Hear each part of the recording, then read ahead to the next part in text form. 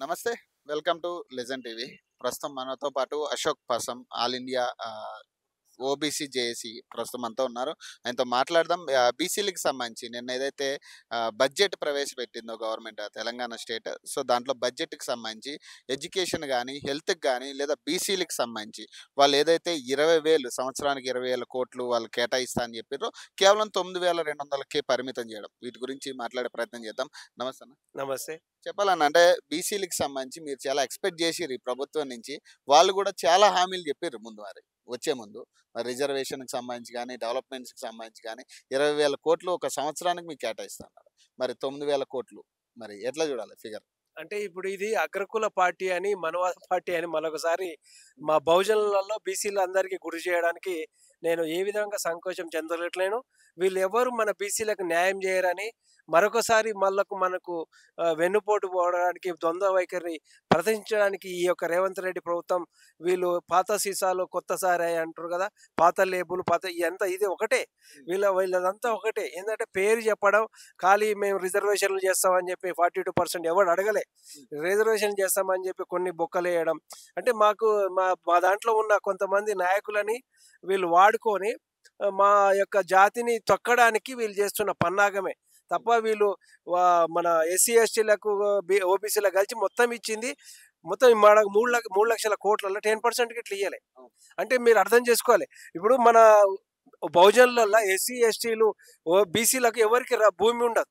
మరి భూమి ఉండనప్పుడు భూమికి సంబంధించిన నీటిపారుదలకు 72,000 కోట్లు, తర్వాత మన పాడి పరిశ్రమ కోసం 29,000, ఇది మొత్తం కలిసి అరౌండ్‌గా 1,50,000 కోట్లు. అంటే దాదాపు 60-70% వాళ్ళకి సంబంధించిన కులాలకు సంబంధించిన వాళ్ళకి సంబంధించిన అభివృద్ధి కోసమే వాళ్ళ భూములు ఉన్న వాళ్ళ జాతి ఎవరు అంటే అగ్రకులాల కోసమే చేస్తున్నారు తప్ప మనకు బహుజనులలో భూములు ఎవరికి ఉండవు. మనకేమైనా ఉద్యోగమో లేదా ఉపాధో లేదా ఉపాధి హామీ లాంటి కార్యక్రమాలు లేదా ఏమైనా స్కిల్ డెవలప్ లాంటి సెంటర్లు పెట్టడం, లేదంటే కొత్త ఏమైనా పరిశ్రమలు పెట్టి వాళ్ళు జాబులు చేయడం తప్ప, లేదా వ్యవసాయ రంగాన్ని మొత్తం భూమిని జాతీయం చేసి భూమిలో ప్రభుత్వ రంగ ఉద్యోగాలు చేయడానికి తప్ప మేము చేస్తే తప్ప మా బీసీలలో బహుజనులలో ఎవరికి ఉపయోగపడదు. కానీ ఈ నీటిపారుదల అని పేరు చెప్పి కేసీఆర్ చేసింది అదే, రేవంత్ రెడ్డి చేస్తుంది అదే. ఇప్పుడు మన మూసీ ప్రక్షాళన అంటుండు. మరి మన కేసీఆర్ గారేమో అంతకుముందు హుస్సేన్ సాగర్‌లో రూపాయి బిల్లు వేయండి, కొబ్బరి నీళ్లు కనపడుతుంది, రూపాయి కూడా కనపడుతుంది అన్నాడు. మరి ఇప్పుడు ఈయనేమో హుస్సేన్ సాగర్ పక్క పడేసి ఇప్పుడు మూసీ నదిని చేస్తా అన్నాడు. మూసీ నది ఎట్లా అవుతుంది?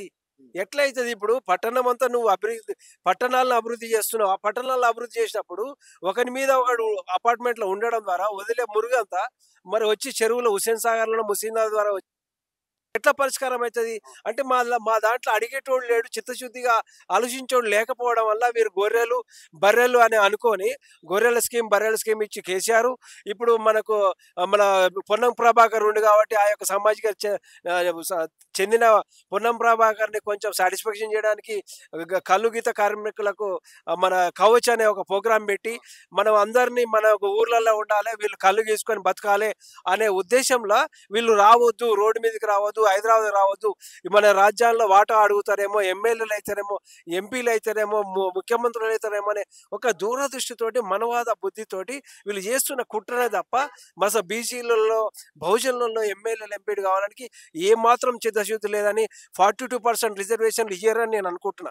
కాకపోతే నేను మొన్న సెక్రటరీ ముట్టడంలో 42% రిజర్వేషన్కు రావడానికి కారణం ఏంటంటే బీసీలలో నిజంగా చైతన్యం లేకపోవడం, మనం అణగారిన వర్గాలుగా లేదా చెంచాగిరిలో బానిసలుగా ఉన్నాం కాబట్టి ఆ విధమైన చైతన్యం చేయడానికి నేను నా వంతుగా అదే కేసీఆర్ మరి ఈ బడ్జెట్ నచ్చలేదని చెప్తుండు. మరి అదే కేసీఆర్ ఈ బడ్జెట్ లో ఏం లేదు డొల్లా అని ఇప్పుడు ఆయన చెప్తున్నాడు. మరి ఇప్పుడు దాన్ని అంటే అసలు యాక్చువల్ గా నేను ఒకటి మాట అంటున్నా, అగ్రకులాలో ఉన్న 7% ఉన్న రెడ్డిలు కానీ వెలుమలు కానీ లోపల సంతోషమే. బయటికి ఇది ఓ స్కిట్, జబర్దస్త్ స్కిట్, WWF లాంటిదే తప్ప వాళ్ళందరూ ఒకటే. రాత్రిళ్ళు కూర్చొని ఒకటే దగ్గర కూర్చొని మందు తాగుతారు, ఎంజాయ్ చేస్తారు, డిన్నర్లు చేస్తారు, అన్ని చేస్తారు.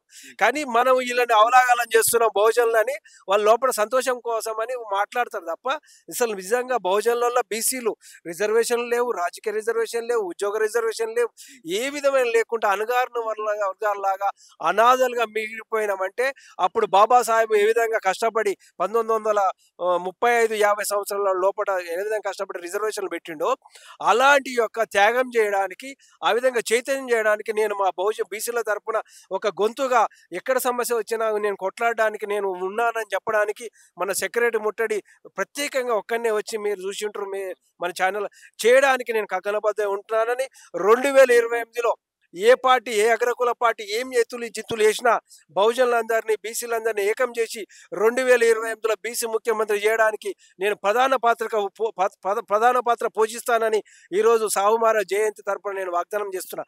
ఎందుకంటే 1874 ఆయన జూలై 26 నాడు పుట్టిండు. ఆయన పుట్టినాక దాదాపు 1902 అంటే దాదాపు ఒక 18 సంవత్సరాలు 20 సంవత్సరాల తర్వాత రాజైనాక ఆయన జన్మదినానికి దానికి సందర్భంగా రిజర్వేషన్లు పెట్టిండు.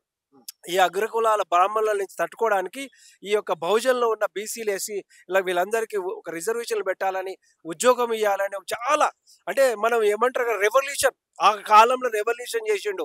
అంటే అసొంటి రాజు ఎవడు బహుజనులో పుట్టిండు.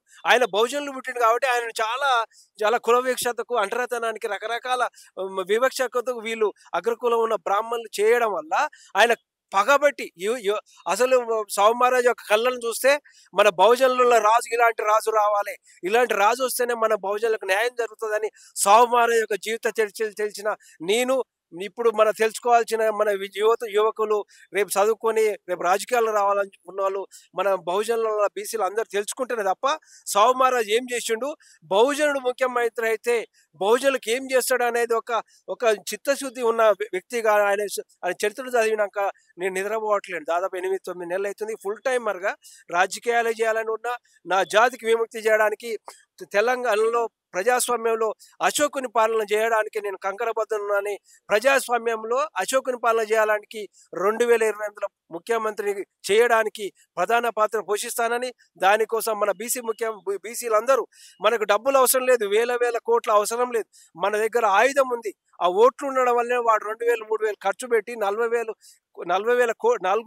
కోట్లు ఖర్చు పెట్టి వాడు ఎమ్మెల్యే కాగలిండి. నేను ఎందుకంటున్నానంటే చిన్నారెడ్డి అన్నాడు నా కాడ 40 కోట్లు లేకపోవడం వల్ల నాకు సీటు ఇవ్వలేదు, నేను ఎమ్మెల్యే గెలుస్తున్నాను అంటే నేను ఏదో ప్రూఫ్ లేకుండా మాట్లాడడానికి, నేనేదో గాలివాటంలా, నేనేదో ప్రతిపక్షాలని మన అసెంబ్లీలో జరిగే చర్చల్లాగా నేనేదో మాట్లాడి హైలైట్ కావడానికి కాదు, నిజంగా సాక్ష్యంతో మాట్లాడుతున్నా.